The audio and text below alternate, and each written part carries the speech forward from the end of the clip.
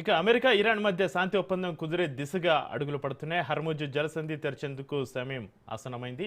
దౌత్య చర్చలు ఫలిస్తున్నట్లుగా Saudi Arabia media కథనం ఆసక్తి రేపుతోంది.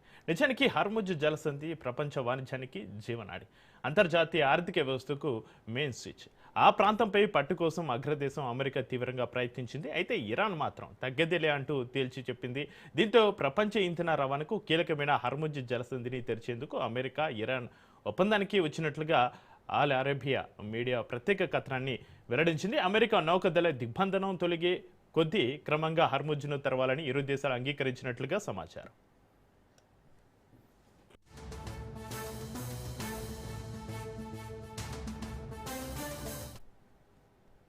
ఉత్తరాన ఇరాన్, దక్షిణాన ఓమన్ వరకు వ్యాపించున్న కీలక జలసంధి హర్ముజ్ కేవలం 53 కిలోమీటర్ల విస్తీర్ణం కలిగి ఉంది. ఇక్కడి నుంచి వెళ్లే నౌకలపైన టోల్ వసూలు చేయడం ద్వారా సమీకరించిన డబ్బును తమ దేశ పునర్నిర్మాణానికి ఉపయోగించుకోవాలని ఇరాన్ భావిస్తుంది. ఇన్నాళ్ళు ప్రపంచ దేశాలకు హర్ముజ్ ఒక అంతర్జాతీయ జలమార్గంగా ఉంది. ఎలాంటి ఫీజులు చెల్లించలేదు. అయితే ఇజ్రాయెల్, అమెరికా దాడులతోటి ఫిబ్రవరి 28న యుద్ధం ప్రారంభమైన దగ్గర నుంచి ప్రపంచం ఇంధన సంక్షోభంలో చిక్కుకుపోయింది. ఇండియా, పాకిస్తాన్, బంగ్లాదేశ్, శ్రీలంక దేశాల్లో చమురు ధరలు భగ్గుమన్నాయి.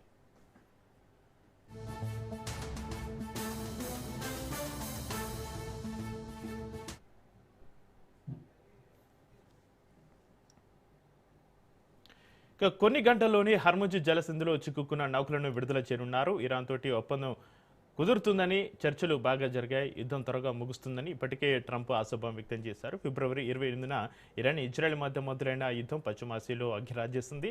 అమెరికా ఎంట్రీతోటి మిడిల్ ఈస్ట్ దేశాలు గజగజ వణికిపోయాయి. అలాగే ప్రపంచ దేశాలు ఇంధన సంక్షోభంతో కొట్టిమిట్టాడే.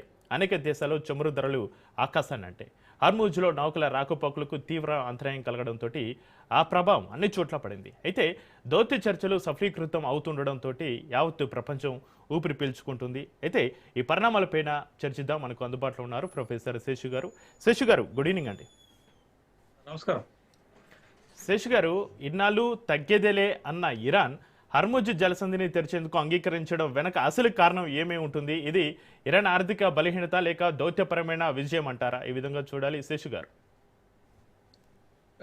చక్రి, ఫిబ్రవరి 28 నాడు ఇజ్రాయెల్, అమెరికా రెండు కూడా ఇరాన్ పైన సంయుక్తంగా దాడి చేశాయి.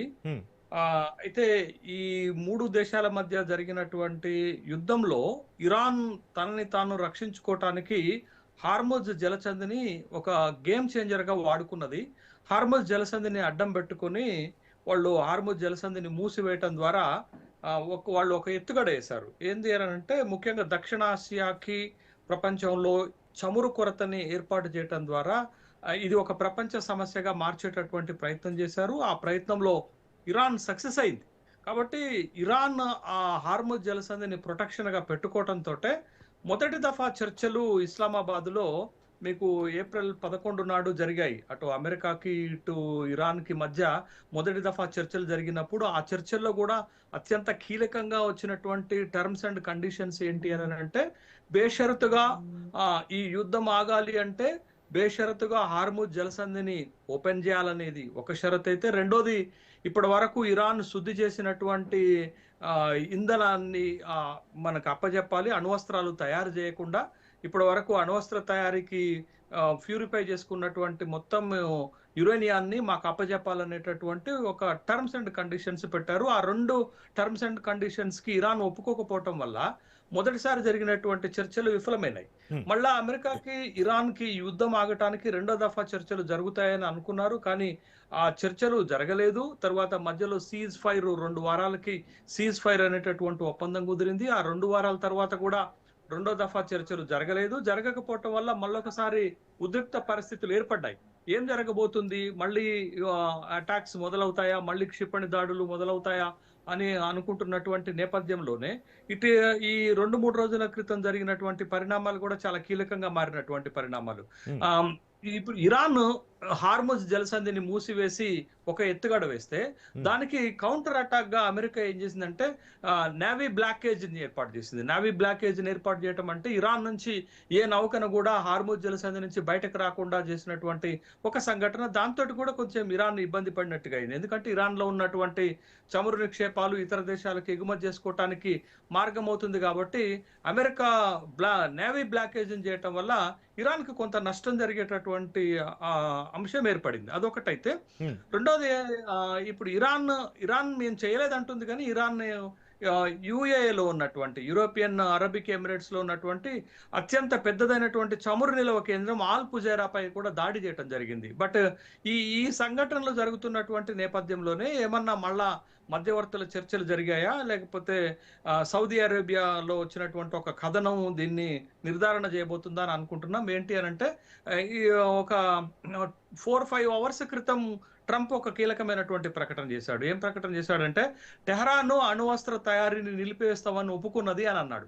అంటే టెహరాన్ అణువస్త్ర తయారీని నిలిపివేస్తామని ఒప్పుకున్నది అని అంటే పెద్ద చిక్కుముడు విడిపోయినట్టుగానే మనం భావించాలి. ఎందుకనంటే మేజర్ గా ఈ అమెరికా, ఇజ్రాయెల్, ఇరాన్ పైన మోపుతున్న ఆరోపణ ఏంటి అని అంటే ఇరాన్ గనక అణువస్త్రాన్ని తయారు చేసుకుంటే మా భద్రతకు ముప్పు ఏర్పడుతుంది కాబట్టి మేము ఇరాన్ పైన దాడి చేస్తున్నామని.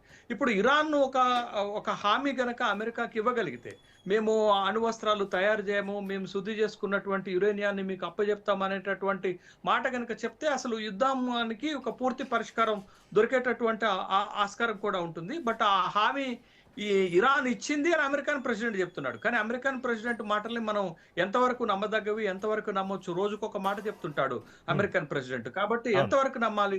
మరి ఐఆర్జీసీ ఒప్పుకున్నదా? ఐఆర్జీసీ అణువస్త్రాల తయారీని ఆపటానికి సిద్ధపడ్డదా అనేది ఒకటైతే హార్మోజ్ ని ఓపెన్ చేయటం. హార్మోజ్ ని ఎలా ఓపెన్ చేయాలని అమెరికా అడుగుతుంది, ఇజ్రాయెల్ అడుగుతుంది అంటే ఎలాంటి షరతులు లేకుండా without any terms and conditions తోటి మీరు ఓపెన్ చేయాలంటే ఇరాన్ దానికి ఒప్పుకోవట్లేదు. ఎందుకు ఒప్పుకోవట్లేదు అంటే లక్షల కోట్ల రూపాయల విధ్వంసం జరిగింది మా దగ్గర, మేము ఇప్పుడు టోల్ వసూలు చేస్తాం. మా దగ్గర నుంచి హార్మోజ్ నుంచి వెళ్ళేటటువంటి ప్రతి నౌక దగ్గర నుంచి 16 నుంచి 18 కోట్ల రూపాయలు టోల్ వసూలు చేస్తామనేటటువంటి ఒక ప్రతిపాదన పెడుతుంది. ఆ ప్రతిపాదనలో ఇరాన్ ఒక్కటి కాకుండా ఒమన్ ని కూడా చేర్చుకున్నది. ఇప్పుడు ఒమన్ కూడా చేర్చుకొని హార్మోజ్ నుంచి వెళ్ళేటటువంటి ప్రతి నౌకకి 16 నుంచి 18 కోట్లు వసూలు చేయాలనేటటువంటి ఒక నిర్ణయానికి వచ్చారు. బట్ ఆ టోల్ ఎందుకు వసూలు చేస్తున్నామంటే మా దేశాన్ని పునర్నిర్మించుకోవటం కోసం ఆ టోల్ ద్వారా వచ్చినటువంటి డబ్బులను ఉపయోగిస్తామనేటటువంటి మాట వాళ్ళు చెప్తున్నారు. మరి ఈ టర్మ్స్ అండ్ కండిషన్స్ కి అంటే అమెరికా పెట్టే కండిషన్స్ కి ఇరాన్ తాలొగ్గాలి, ఇరాన్ పెట్టేటటువంటి కండిషన్స్ కి అమెరికా, ఇజ్రాయెల్ కూడా ఒప్పుకొని తీరాల్సినటువంటి అవసరం ఉంది. అప్పుడే ఈ టెన్షన్స్ తగ్గుతాయి అనేటటువంటి విషయాన్ని గమనించాలా. ఇటీవల ఒక కీలక పరిణామం జరిగింది. ఆ పరిణామం ఏంటంటే యుద్ధం ఇప్పుడు అమెరికన్ సెనెట్ ఉంటుంది. అమెరికన్ సెనెట్ అనుమతి లేకుండా అమెరికన్ ప్రెసిడెంట్ ఒక సైనిక చర్యను ప్రారంభిస్తే అది 60 రోజుల్లో ముగింపు చేయాలా. ఒకవేళ 60 రోజుల తర్వాత కూడా దాన్ని కొనసాగించాలంటే అమెరికన్ సెనెట్ అనుమతి తీసుకోవాలా. కాబట్టి ఈ అమెరికన్ ప్రెసిడెంట్ సెనెట్కి ఏం చెప్పాడనంటే ఇప్పుడు చర్చలు జరుగుతున్నాయి, సీజ్ ఫైర్ అయిపోయింది కాబట్టి యుద్ధం ఆగినట్లే, 60 రోజుల తర్వాత సెనెట్ అనుమతి తీసుకోవాల్సినటువంటి అవసరం లేదు అని ఏకపక్షంగా ఒక ప్రకటన చేశాడు. అంటే సైనిక చర్య జరగటం లేదు, యుద్ధం ఆగిపోయింది అని అమెరికన్ ప్రెసిడెంట్ చెప్పినట్లుగానే మనం భావించాలి. బట్ ఈ మీడియేట్ చేస్తున్నటువంటి దేశాలు, అది పాకిస్తాన్ కావచ్చు, ఈజిప్ట్ కావచ్చు,